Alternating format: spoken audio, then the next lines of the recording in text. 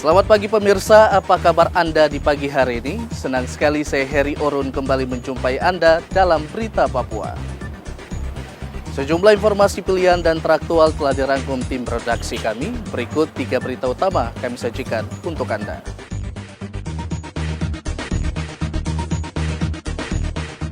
Bentrok 2 kelompok warga di Kota Sorong tewaskan 18 orang.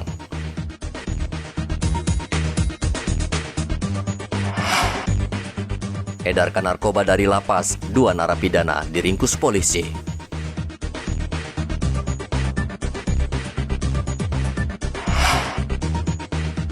Stok minyak goreng di Pasar Wamanggo Merauke aman.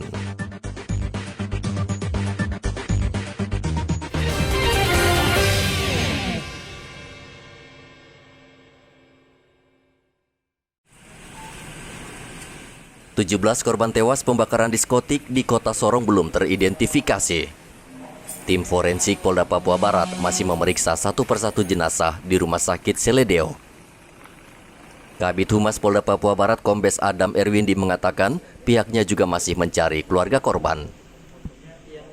Sebagian besar dari data itu memang rata-rata orang dari luar Sorong semua. Jadi makanya kami lagi mencari tahu dulu keluarga ini. Untuk yang dari luar Sorong ini penanggung jawab pengelola gimana? Penanggung jawab pengelola? Itu kami dapat dari penanggung jawab pengelola. Jadi dia lagi berusaha untuk mencari nama asli daripada rekan-rekannya itu yang selama ini kita dapat masih nama panggung. Puluhan polisi masih berjaga di lokasi bentrokan, yakni di depan diskotik Double O Sorong. Polisi juga memasang polis lain agar warga tidak mengganggu TKP. Bentrokan berdarah antar warga Selasa lalu pecah di Kota Sorong. Akibat bentrokan itu 18 orang tewas. Salah seorang tewas dibacok, sementara 17 orang lainnya meninggal dunia karena terjebak di dalam tempat hiburan malam yang dibakar. Bentrokan pecah setelah seorang warga asal Ortega dibacok sekelompok warga Pelai tepat di depan tempat hiburan malam. Warga Ortega tidak terima dan kembali mendatangi lokasi serta menyerang warga Pelai. Warga Ortega kemudian membakar kendaraan yang berada di halaman parkir tempat hiburan malam sehingga 17 karyawan dan pengunjung bernasib naas. Mereka tidak sempat keluar dan akhirnya ikut terbakar. Tubuh korban ditemukan di lantai 2 tempat hiburan malam. Michael dan Igobat Momolin melaporkan dari Sorong.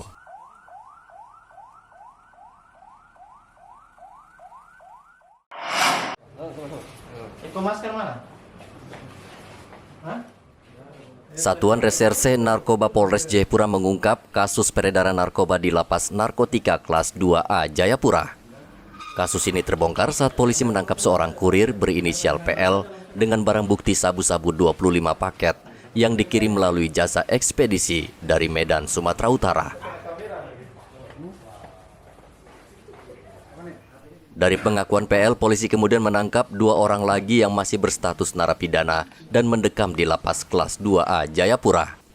Kapolres Jayapura AKBP Frederikus Maklarimbun mengatakan kedua narapidana tersebut menjual dan mengedarkan sabu di dalam lapas. Pesanan yang sudah tiba di Jayapura dibawa diantar kepada tersangka 1. Setelah itu dilakukan transaksi. Setelah petugas mendapatkan tersangka 1 di wilayah Jayapura, dilakukanlah pengembangan. Ternyata yang melakukan pemesanan dan juga melakukan koordinir terkait dengan barang yang diterima dari luar Papua ini itu oleh 2 tersangka yang ada di dalam lapas. Hasil koordinasi kami dengan lapas kemarin sudah diserahkan yang bersangkutan untuk kita dalami terkait dengan peran mereka masing-masing.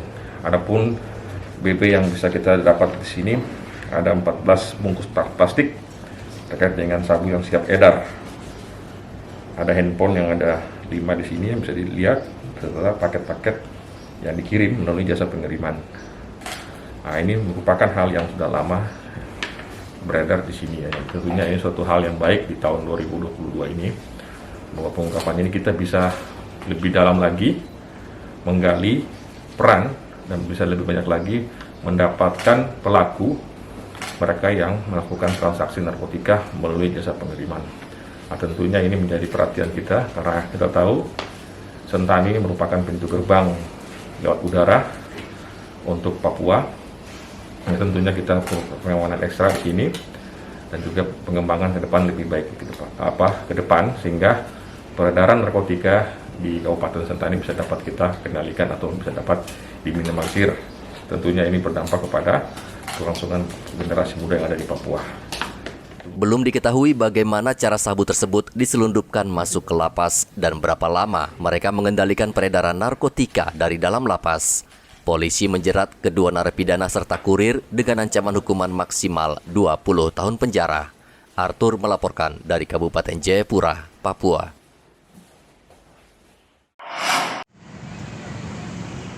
Pasca kebakaran Senin lalu, Kapolres Merauke meminta agar penataan bangunan diperbaiki.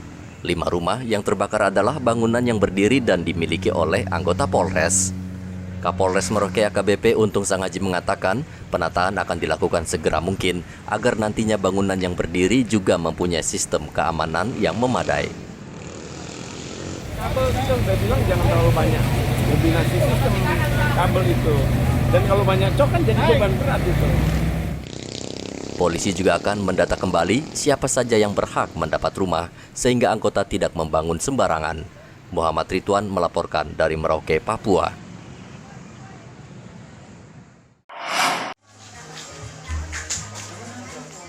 Akibat gonjang-ganjing stok dan harga minyak goreng, tidak sedikit masyarakat panik dan resah. Kekhawatiran juga dirasakan warga Merauke, namun dari hasil pemantauan di sejumlah pasar, saat ini stok minyak goreng mencukupi sehingga warga tidak perlu merasa khawatir. Meski stok minyak goreng banyak, namun harga masih saja terbilang mahal dan belum bisa menyesuaikan dengan harga yang dipatok Kemendak sebesar Rp14.000 per liter. Pedagang mengatakan mereka merugi bila menjual sesuai dengan patokan pemerintah karena mereka sudah terlanjur membeli dari distributor dengan harga yang tinggi. Sementara ini minyak goreng masih cukup stoknya Pak ya? Stok ada. Cukup banyak? Ya, tidak banyak tapi ada. Ada ya? Tapi harganya gimana Pak? Harganya masih tetap belum ada penurunan. Belum ada penurunan? Ya. Tapi sudah ada upaya dari pihak pedagang untuk menurunkan, tidak ada Pak? Belum ada, kita tunggu itu saja. Kalau kita belinya murah ya kita jual murah. Oh gitu, jadi ini mahal Pak ya? Masih tetap belum ada penurunan. Kalau per liternya berapa Pak sekarang belinya itu? Literan di Moli 21, kalau yang biasa itu 19 Viola, tapi tidak sampai 1 liter. 900. 900 ya? Jadi masih tinggi Pak ya? Meski harga minyak goreng masih mahal di Pasar Wamanggu, tidak menyurutkan minat warga untuk tetap membeli karena minyak goreng merupakan salah satu bahan pokok yang sangat dibutuhkan. Muhammad Ridwan melaporkan dari Merauke, Papua. Ratusan warga, tentara, dan polisi bahu-membahu membersihkan kawasan Kali Acai dan Pasar Yotefa. Kawasan ini merupakan salah satu lokasi yang dilanda banjir parah sehingga menyisakan tumpukan sampah di mana-mana. Salah satu penyebab banjir adalah kesadaran yang rendah atas kebersihan lingkungan, seperti membuang sampah sembarangan sehingga saluran air mampat dan menyebabkan banjir. Wakil Wali Kota Jayapura, Rustan Saru berharap masyarakat ikut membantu membersihkan kawasan ini sehingga kawasan ini kembali bersih dan layak huni. Kita berharap dengan kegiatan ini betul-betul bisa membantu masyarakat kita yang terdampak banjir dan longsor kemarin untuk membersihkan sisa sampah, sisa kotoran yang masih tersisa tertinggal di rumah-rumah atau di masyarakat untuk kita sama-sama bersihkan agar kelihatan lebih baik, lebih bersih dan rapi. Kenapa ini penting? Karena pasca banjir ini kita khawatir kalau sampahnya dibersihkan nanti bisa muncul lagi masalah baru, yaitu penyakit yang bisa menimbulkan kepada masyarakat kita. Dengan demikian, dengan kerja bakti ini memberikan suatu solusi yang terbaik dalam rangka menata, membersihkan dan menjaga agar lingkungan kita tetap bersih kembali seperti biasa. BMKG Wilayah 5 Jayapura memperingatkan warga agar waspada dan mengantisipasi banjir karena curah hujan masih tinggi hingga Februari mendatang. Sebelumnya banjir dan longsor melanda kota Jayapura pada 6 Januari lalu. 7 orang meninggal dunia dan lebih dari 20.000 orang terdampak banjir. Musibah ini juga menyebabkan kerugian hingga mencapai 50 miliar rupiah. Hendra melaporkan dari kota Jayapura, Papua. Wanita berusia 46 tahun ini datang ke kantor polisi dan melaporkan suaminya karena sering menganiayanya. Wanita bernama Maria ini mengatakan suaminya dalam keadaan mabuk. pulang dan langsung menganiaya korban di dalam rumah. Akibatnya, sebagian wajah dan tubuh korban terluka. Polisi langsung membawa Hele Tubun, suami korban, ke Mapolsek Mimika Baru. Selama 1 malam, pria mabuk ini ditahan di dalam sel hingga sadar dan jerah. Polisi akan mendamaikan pasangan suami istri ini serta meminta Hele Tubun untuk menandatangani pernyataan agar tidak mengulangi perbuatannya. Dari Mimika, Papua, Igobat Momolin melaporkan.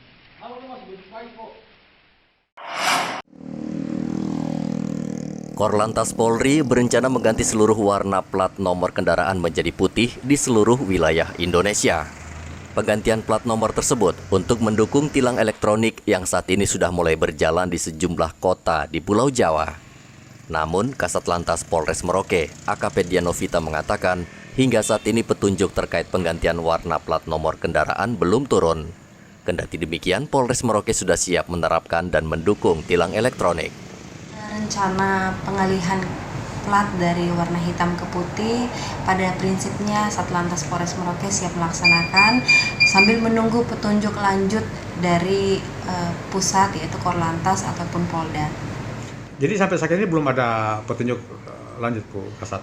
Sejauh ini belum ada karena rapat koordinasi kami yang berada di Polda 2 minggu lalu belum dilaksanakan untuk wilayah Polda Papua.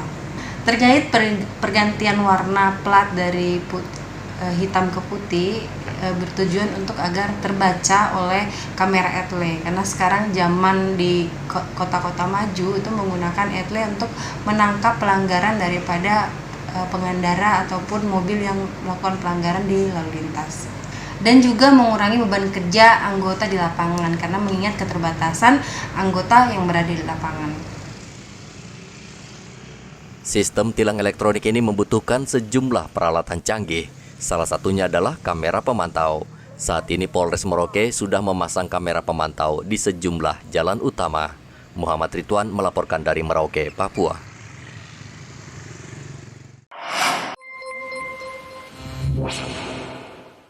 Guna mempermudah masyarakat mendapatkan informasi seputar penanggulangan bencana di Bumi Cendrawasih, Badan Penanggulangan Bencana Daerah meluncurkan aplikasi Sistem Manajemen Data dan Informasi tentang Penanggulangan Bencana atau SIMDIP. Kepala BPBD Papua, Willem Mandiri, mengatakan aplikasi ini akan menginformasi berbagai hal tentang penanggulangan bencana melalui sistem peringatan dini hingga perakiraan cuaca. Cuaca ekstrim, ya, pasang gelombang, tinggi gelombang. Nah, dari sistem ini kita memberikan informasi kepada masyarakat, tetapi juga informasi dari daerah untuk kita sehingga kita bisa menghimpun, memanage data informasi ini dengan baik sehingga kita bisa melaporkan secara berjenjang.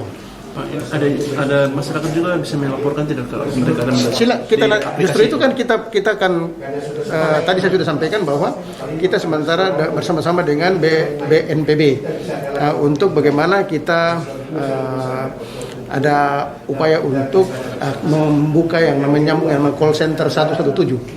Nah, 117 itu yang nanti kita akan memberikan informasi kepada seluruh masyarakat bisa. Nah, satu yang menjadi inovasi kita ke depan adalah ada satu sistem yaitu Papua Risk. Sistem ini merupakan pengembangan dari sistem milik BMKG sehingga warga bisa mengakses informasi tentang kejadian gempa bumi di seluruh Indonesia. Dengan aplikasi ini diharapkan penanganan bencana di Papua bisa lebih efektif, efisien, dan cepat. Dalam rangka mitigasi bencana di Papua, hari ini ada satu sistem komunikatif yang kita bangun sangat luar biasa. Di timur Indonesia ini ada satu sistem aplikasi yang begitu berlangsung terjadi. Hari ini kita lakukan launching aplikasi dalam rangka manajemen dan informasi data di Papua. Oleh sebab itu, seluruh konektivitas antara kabupaten dan provinsi harus terjadi. Karena di sini titik memantau perkembangan bencana di Papua. Oleh sebab itu, dengan sistem yang luar biasa ini, kita bersyukur kepada Tuhan, bisa pantau di mana daerah-daerah rawan yang bisa longsor, di mana daerah-daerah yang tidak rawan, dan harus dijaga oleh para bupati wali kota juga pemerintah provinsi Papua. Itu dipantau langsung lewat sistem aplikasi yang kita launching pada hari ini. Dan hari ini juga kami sudah melihat semua perkembangan alat-alat atau fasilitas yang lengkap untuk menangani masalah-masalah Papua. Saya sudah melihat di sini di kantor penanggulangan bencana daerah provinsi, agar ke depan saya yakin masyarakat Papua bisa terkendalikan. Dengan aplikasi SIMDIP, Pusat Pengendalian Operasi Penanggulangan Bencana dapat memantau perkembangan di daerah rawan bencana. Masyarakat diharapkan segera mengunduh aplikasi SIMDIP melalui telepon pintar atau smartphone. Hendra melaporkan dari Kota Jayapura, Papua.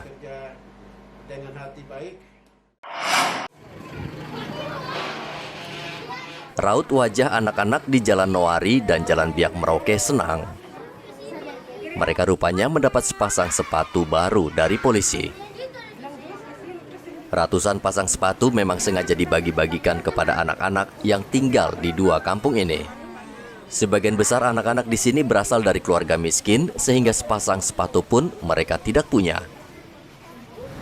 Anak-anak merasa sangat senang dan bahagia sekali. Kami mengaturkan terima kasih banyak. Semoga anak-anak dapat lebih semangat dalam sekolah dan dapat berolahraga dengan baik dengan sepatu barunya. Terima kasih, Ibu. Di masa pandemi, uluran tangan untuk warga yang miskin sangat diharapkan.